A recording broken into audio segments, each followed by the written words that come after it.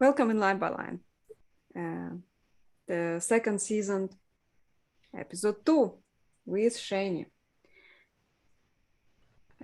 So Shane chose an interesting song, which I really like, called Kids by MGMT. Shane, why did you pick that song? It's funny. Number two, I was always fancied myself a second placer. Uh, but no, until like, um, like the Bilbo, you know. Uh, so I liked this song. There's a feeling of like when you have something inside yourself and you um and it like kind of causes you to like expand, um or like a poetic quality, and like um something of let's Yeah, let's get into it and read it. yeah, okay. You were a child growing harder towards it, making mama so proud, but your voice is too loud. We like to watch you laugh and you kids us off the plants. No time to think consequences. Okay, I, so there's yeah the first two stanzas. So, you were a child, crawling on your knees towards it, making mama proud. Towards what? Now the closest thing that I like, and sometimes I feel it as like a loss. I didn't feel like connected to the earth. I feel like I always had like this like freaking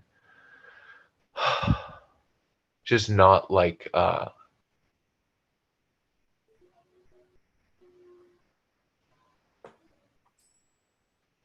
the closest thing I can think of is like if I was a philosopher as a kid, I'd be Plato. I wasn't sewn into the earth. Like I didn't feel like I could uh, grasp what women were up to, and like I don't know what he was crawling towards. Uh, I actually think well, it's trees talking. So the way they sang it, I think they're trees observing a child. So the child, it's like, I mean, they did not yet say I it's love trees. trees. Yeah, I love trees. No, that's really like yeah. So the trees are like yeah. standing and just observing people, and like the time for them is kind of slower, and then they see a child crawling towards it, catching some insects, laughing, and thinks of no consequences, everything is fun, like. But when I hear you, you remembering yourself as a child, trying to understand things. That's what I'm trying. Yeah, But yeah. did you think of Trying to consequences? yeah. Trying to understand women, I suppose. And I think the tree's the greatest example. It's like the bastion of protection. Consequences. Needs and wants. So you grow and crawl. The baby grows and crawls to anything it wants without thinking about the consequences. What did you think about that video? So in that video, they showed um, a mother carrying a child, and the child is crying and I had seeing a all. dream Yeah. when I was well, I had a very strong proclivity that I remember there was one day I had a strong I would cry randomly. That was my like I was at school, and there, I someone asked me, "Why are you crying?" I was like, "I don't know." And then I just uh, like swearing that I had no idea why I was crying. Um, and nobody like I don't know. I think my dad picked me up, which was awesome. There was a specific dream I remember where perfect. Everything was as it should, or so like it seemed. Maybe it should have happened the way it went, but I was on my and to this day, I'm gonna say it was real because it was only writing it down, like thinking about it, that I was like, maybe this was a dream. But my entire life, I've thought this actually happened to me. I was laying in bed in a race car bed, and my sister's on like a top bunk in like a princess castle chambra, like chamber, and then I like see this clown outside of the window, and I was like, "Dad!" And I ran up to the window, and I swear I got up and I looked out the window, and I don't know if the window was like open or if it was, but I saw a popsicle stick at the bottom of this like paper clown, and it was floating. And then I ran I was like, ran out of the room, jumped down the hallway, and uh, my mom, like immediately as I like, it seemed like at the moment I was terrified. Like my mom opened the door, and then I like just like hugged her, and everything was safe because we were in the front room, and I knew my sister was gonna be fine. I don't know how, um, but yeah. And then I like slept, and I still think that's real. I still think that actually like, Hmm. but so that was an experience. I don't know if it was um Yeah, that sounds terrifying. different, How old you were? maybe like almost 4. Hmm. Yeah. Yeah, damn. I Or mean, maybe like no older than like 6. Yeah. children see more stuff, so like I kind of like their brains are wired differently. So I don't question it. I especially don't like when adults tell, no, no, you just imagined it.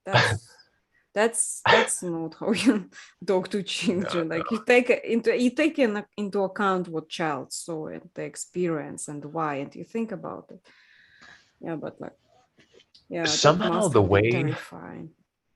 Hmm? the way whatever my dad told me, I started like projecting, like I would just sit in bed and like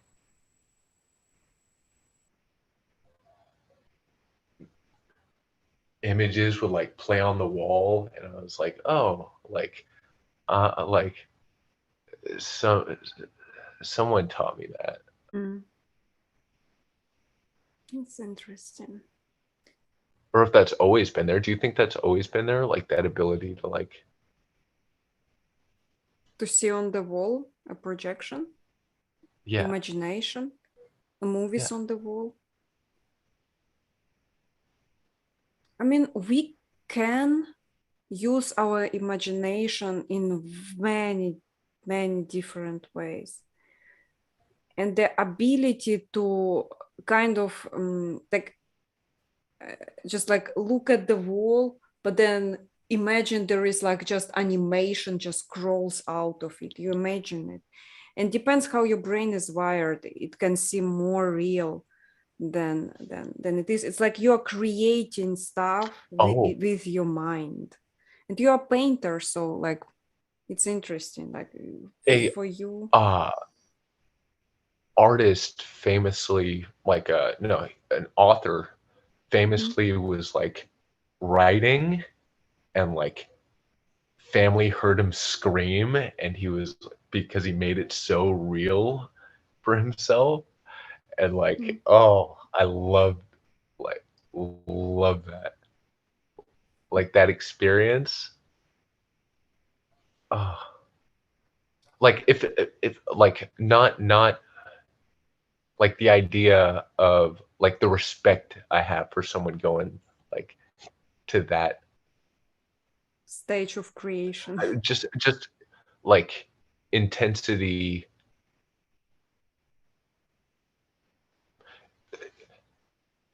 doable, something that you won't die from, like is, if you're not going to die from it and it's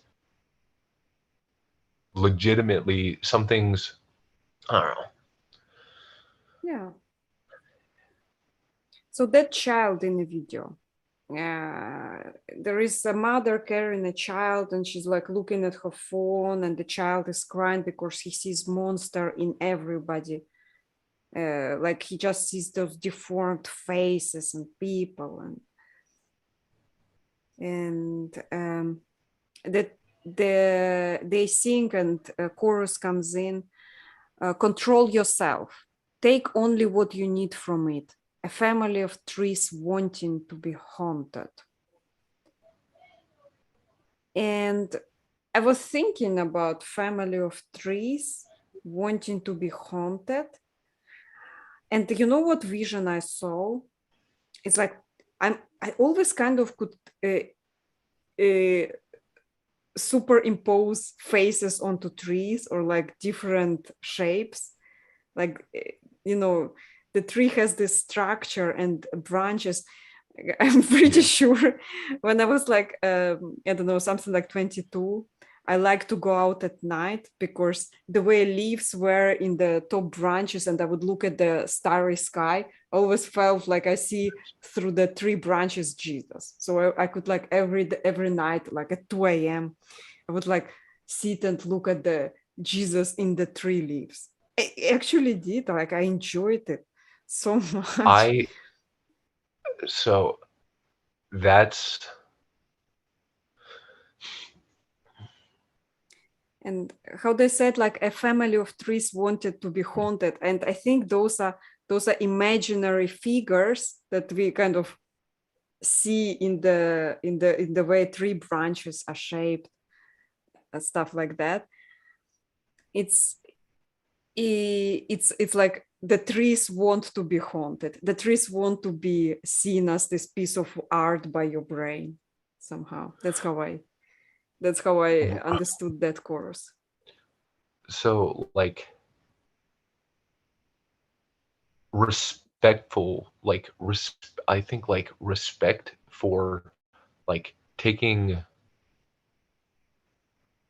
say there's, take only what you need from it, like the more like the it, if you don't take, if you don't need, like if you don't take when you don't need, you you sustain and the planet sustains, and therefore the trees get to be haunted by your uh Imagination. yeah, your living consciousness, or Oh, what have you. oh, that's um beautiful, dude. So yeah, a respect for the nature. Also, uh, don't overindulge in that imagination. Otherwise, you will just lose yourself in there, and you will like go around like, oh, there is a bird, an albatross in that tree. It's uh, like, and then like just like you stop noticing everything else. You take only what you need. There was this book called Cimarron. It's a Russian made up word, Cimarron. It was a technique uh, to dry out your thoughts by focusing only on visual stimuli. But if thoughts come in, you just name the visual stimuli in your head, but funny. So like you look for something funny around you when you feel like bad on the inside. And one of them was just look at the faces in trees. Look at the faces and look for the smiley ones. Don't look at the scary ones. And like the moment they said, "Don't look at the scary ones," I was like, "Oh my god! Now I see scary ones." It made funny. It became funny to me. That's never a bad experience though, when you get like a foothold onto a new path is given, and it's like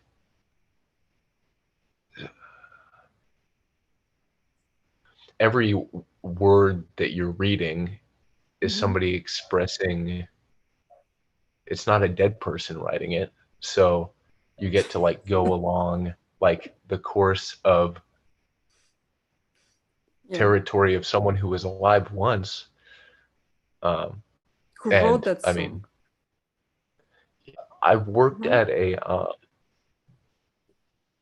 a gas station in Monterey, California, and one of the best experiences was seeing like I would go outside on like I always was looking forward like me and this tree had like it was once I saw Jesus in the tree, it was like I don't have to go anywhere ever again. I am like, or I don't have to go anywhere for um,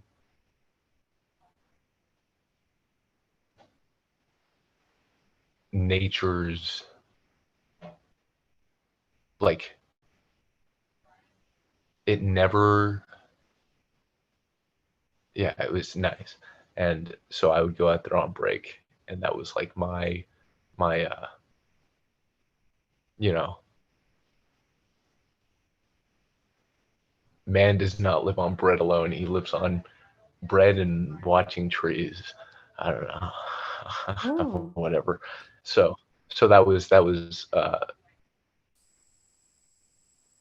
really good thing for me oh or for yeah, people. but listen, that analogy that you had for the projecting imagination onto a wall as if it's a movie or something, it's actually like that's like I remember in my childhood. I just remembered I was lying, looking outside the window.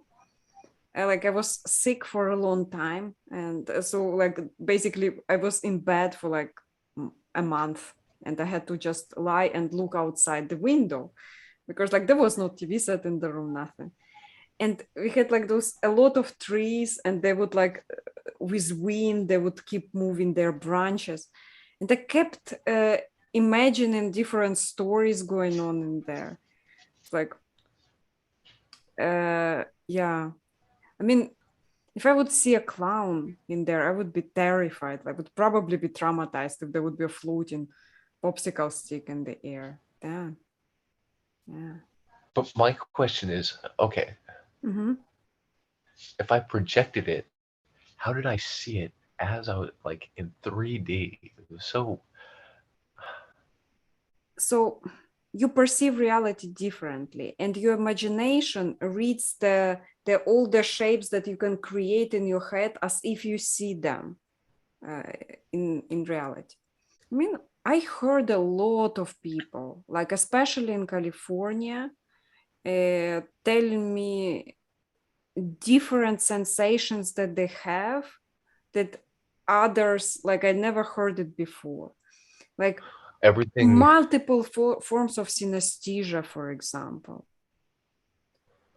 It's like somebody can see sounds. It's just like the sound, but they can see it. Like You don't. absolutely You don't believe me. normal for them. They just got used to function like that. It's a reality. Like Shane, people see reality differently. Like in the 98th episode, Jacob told me that apparently women are capable to perceive more shades of colors because they have like more cones that perceive colors. So the water is warm, but it's sending me shivers. A baby is born, crying out for attention. The memories fade like looking through a fogged mirror. Decisions to decisions are made and not bought, but I thought this wouldn't hurt a lot. I guess not. Oh, the water is warm, but it's sending me shivers. So the baby's born, crying out for attention because it's not getting what? Because it's cold in this warm place. I I got saved by my grandma once when I was drowning. That's what I thought of after for some reason when I read that, and then I was thinking about that. Um, like I don't know, attention. I think if you practice as a, we'll say, as a grandparent, if you practice not paying attention to your grandkids, they're gonna die. I think that's what I combine those things to mean. Does Okay, I see here. mm, so that idea when the water is warm but it gives shivers, it actually made me think of a sad outcome. Like somebody, I heard that before. Like somebody would cut the veins in the bathtub, and in the bathtub, so the blood would run faster, and then the hot water would feel cold because person would lose blood. And then the thought a baby is born crying out for attention. So death and birth are very much connected. So the way you hide the actual message in the poetry, you sometimes mix those two together, crying out for attention. And then memories fade like looking through a fogged mirror. Decisions are made and not bought. I thought this wouldn't hurt a lot, but I guess not. So that's what it kind of brought up to me. Those lyrics pretty serious. It's like this neglect could lead to consequences, and it goes through the song, haunted consequences. Uh, Pay attention, basically. Pay attention. Like those words are kind of messages that go through the song. Yeah. I saw it like really dark. That lyric. that's it. That's it, Nodrik. Um, You think that's what the author meant? the what? The other man? Um, Yes. You kind of were talking a little bit around. Like there is something about that song that is like really dark, because is it like the author is alive who wrote it or lived at least once. So it was like, the memories why would fade like looking through a fogged mirror is death. Is like the yeah, memories fade like looking through a fogged mirror. That means it's closing. Like yeah. something's. Hmm. Also, the way he ends the song at the end, uh, he repeats the chorus, but he doesn't finish it. So the chorus is control yourself, take only what you need from it. A family of trees wanting to be haunted. Control yourself, take only what you need from it. A family of trees. So he didn't finish the last thing. Mm, So yeah, that's not.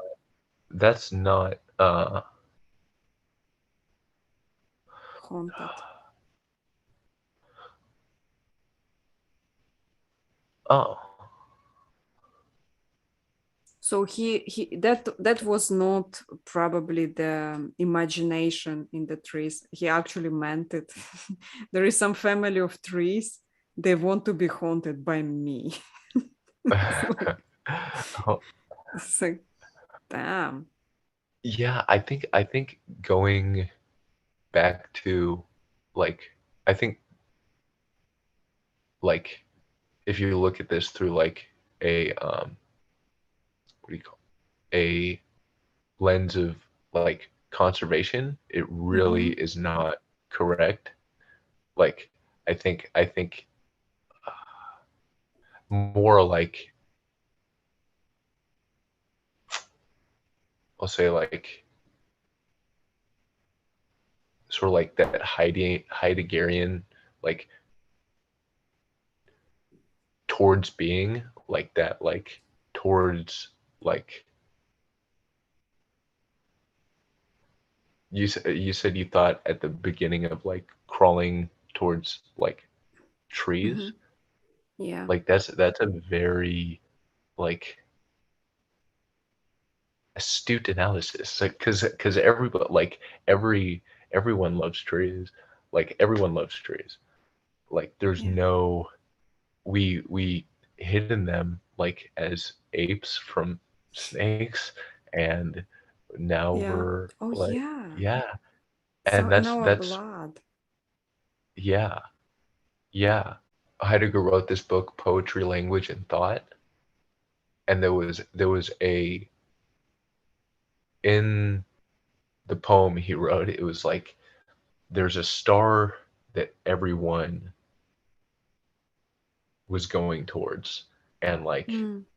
I think Jordan Peterson like identified that star. It's all the same, but people are different. So it's like in what way you like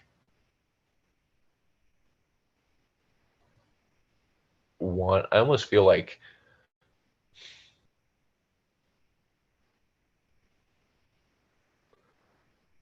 can I explain like two more dreams I had that were like it was like a dream series. Mm-hmm. So I had another dream. I was driving, or no, my parents were driving, and I was like just like looking out the window, Mm-hmm. and it was the street, long desert, and this looming giant clown, this looming giant clown, and I just like looked at it. And then there was another dream where I remember just falling into a clown. And it's funny that we live like in clown world sort of, or Mm-hmm. that's sort of like the world that that everyone Mm-hmm. sort of like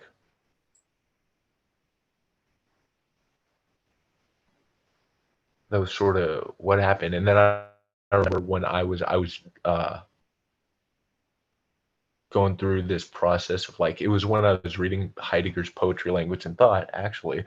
Um, I had this dream where I opened my eyes and there was this clown. It was, and I was in sleep paralysis. I couldn't move and I saw the things around me, but there was this glitching, like, it was just like a regular clown, but it was like very like,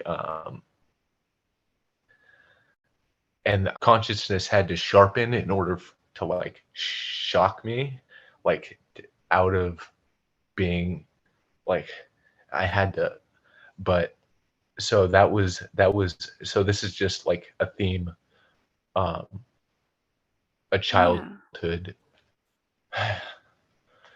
Sorry. I, I uh I grew out of it though. The sleep paralysis visions. I grew out. They stopped. oh yeah, Well, I have zero now. um like it's like I had the scary ones. mm, like my mom taught me to pray, so like my world was very shaky. Let's say things fell apart. Like everything changed. Like Soviet Union broke, children were depressed everywhere. It was like really horrible, poor kind of Mm. environment. And so I was prone to fear, like everything can change suddenly, and it would like reflect in my sleep paralysis somehow, like with scary faces and stuff. And my mom told me to pray, and so she said like I that's the only thing helps, like you have to in your head call out to God and see them evaporate and go out through the window. I So did push-ups. That was oh, my way. I would do when I would wake up mhm. after I would uh like after I had some information about Jocko Willink, Mhm. I would like he fixed like that for me weirdly. Like he I I get it. his the daemon, I guess. Um Mhm. It's to me push-ups. Um, it's a strength thing, right? You're strong. You can overcome everything. And to me was like you are not alone, sort of thing that would scare the monsters away. The thought that you are not alone. So for the girl, if like let's generalize men, women. So for the girl, for the child that I was, a little girl, it was in order to scare away the monsters, it would be you are not alone. You're not alone. There is like higher power will protect you. So the monsters would go out of the window.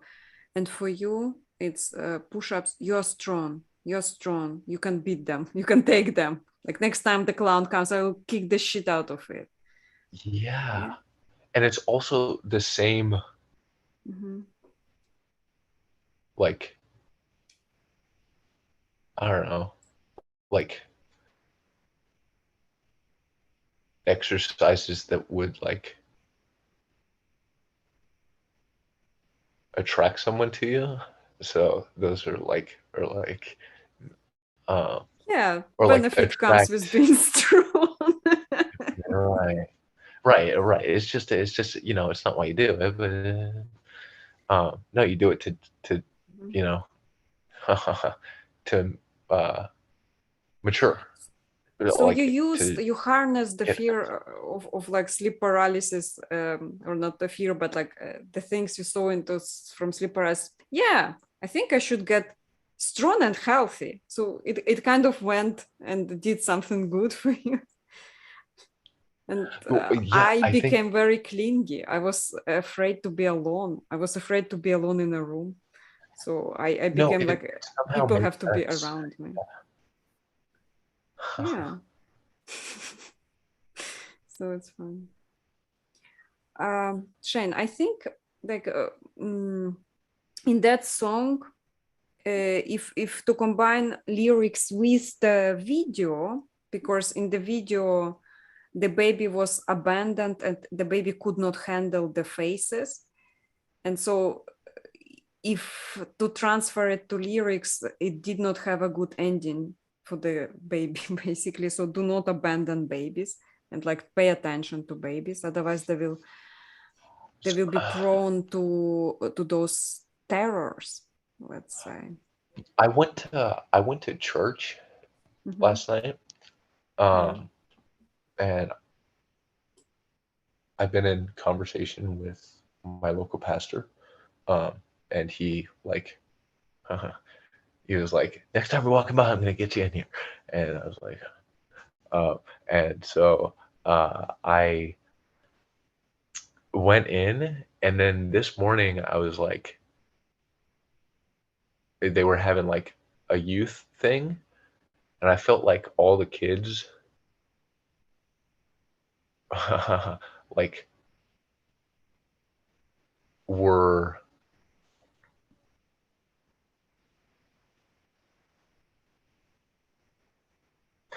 like didn't realize that was the best place for them to be. They didn't understand. They're safe. Thank you, Shane. That was absolutely amazing song to analyze, and the video. People, please check out. I will provide the links below, also the lyrics in the description, as well as all the links on how to follow and support Shane. Enjoy free time. Patreon. And Thank you.